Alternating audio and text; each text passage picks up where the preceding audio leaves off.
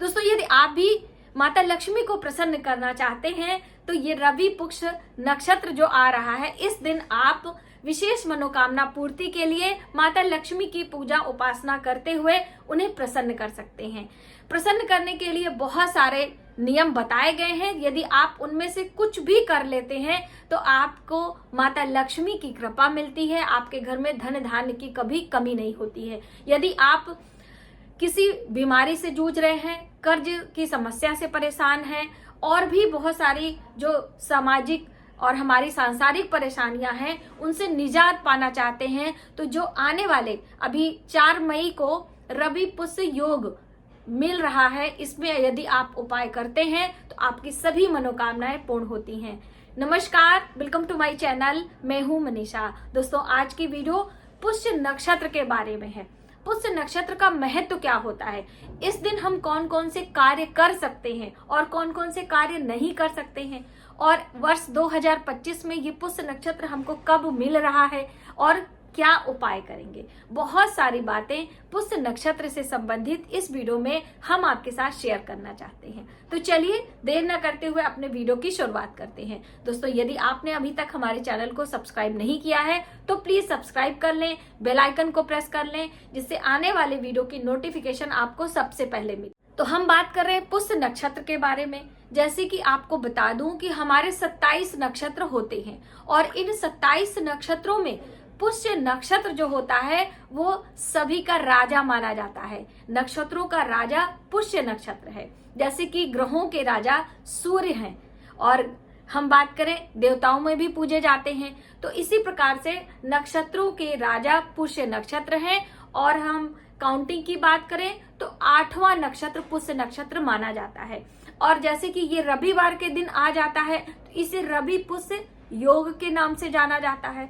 वहीं पर यदि ये पुष्य नक्षत्र गुरुवार के दिन पड़ जाता है तो इसे गुरु पुष्य योग के नाम से जाना जाता है। तो वर्ष 2025 में जो 4 मई का दिन है, दिन रविवार पड़ रहा है, इस दिन आपको रवि पुष्य योग मिल रहा है। तो आप विशेष मनोकामना पूर्ति के लिए कुछ उपाय कर सकते हैं। माता लक्ष्मी की प्रसन्नता के लिए कुछ विशेष कार्य भी कर सकते हैं। और दोस्तों, इसके साथ साथ यदि आप किसी कार्य की शुरुआत करना चाहते हैं, जैसे कि कोई खरीदारी करना चाहते हैं, किसी विशेष मनोकामना के लिए आप कोई उपाय मंत्र सिद्ध कोई दान पुण्य करना चाहते हैं, तो भी आपके लिए बहुत ही कल्याणकारी होगा। जैसे कि आपने अभी अक्षय तृतीया का पर्व मनाया था, दान पुण्य अपने कुछ मुहूर्त के बारे में, जैसे कि आप किसी भूमि भवन का निर्माण करवाना चाहते हैं, दुकान की स्थापना करवाना चाहते हैं, तो अक्षय तृतीया का पर्व बहुत अच्छा होता है। उसी प्रकार से ये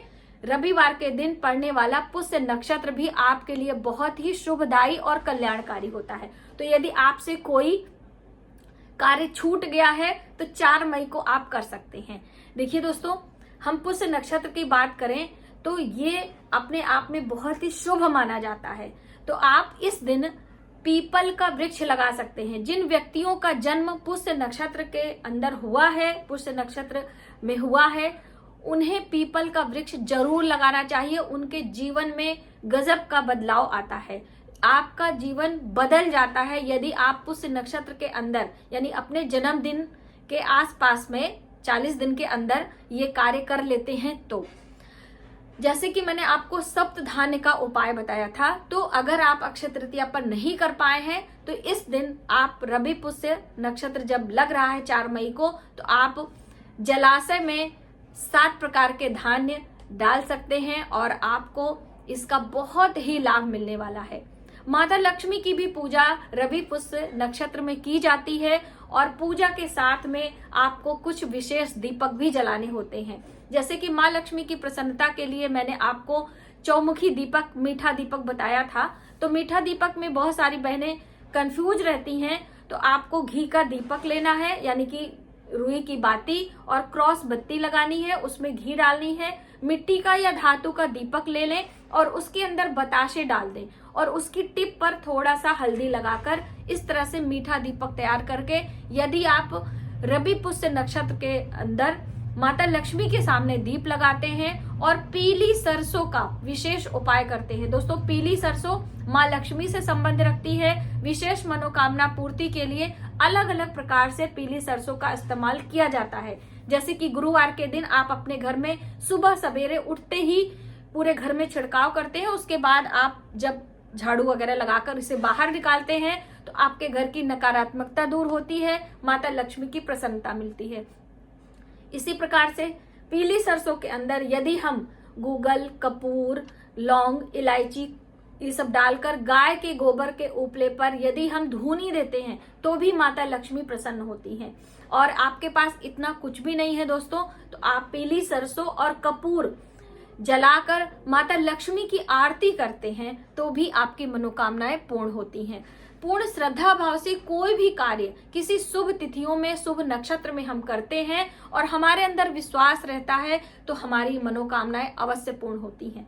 तो आप आने वाले रविवार यानी 4 मई को ये विशेष उपाय कर सकते हैं। हम बात करें दिन में करेंगे कि रात्रि में करेंगे, तो आप दिन में करें तो ज्यादा अच्छा है। यदि समय नहीं मिलता है तो रात्रि में भी आप कर सकते हैं, क्योंकि जो पुष्य नक्षत्र है वो दोपहर तक ही है, इसलिए आप दिन में ही करें तो उसका उत्तम परिणाम आपको मिलेगा।